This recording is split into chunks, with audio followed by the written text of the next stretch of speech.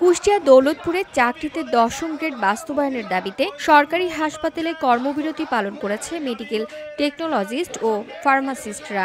এতে রোগীদের ভোগান্তি বেড়েছে কয়েক গুণ। বুধবার সকাল 8টা থেকে বেলা 12টা পর্যন্ত এই কর্মসূচি পালিত হয়। কর্মবিরতির কারণে হাসপাতালের বিভিন্ন সেবায় বিঘ্ন ঘটে এবং সেবা নিতে আসা রোগীরা চরম ভোগান্তিতে পড়েন। কর্মবিরতি চলাকালে অংশগ্রহণকারীরা হাসপাতাল চত্বরে মানববন্ধন করেন। মানববন্ধনে বক্তব্য রাখেন দৌলতপুর উপজেলা স্বাস্থ্য complex pharmacist Nuruzzaman Nayan, pharmacist Mabiya, Nilufa Yasmin ওয়াসে, MT lab Mohammad Mahbub Hossain, medical technology dental উপজেলা স্বাস্থ্য কমপ্লেক্স মোসাম্মদ ওজিফা খাতুন। এ সময় বক্তারা বলেন, সরকারের প্রতি আহ্বান, দ্রুত আমাদের দাবি মেনে নেওয়া হোক, নইলে আরো কঠোর কর্মসূচি ঘোষণা করা হবে। 10ম গ্রেড আমাদের দাবি নয়, 10ম গ্রেড আমাদের অধিকার।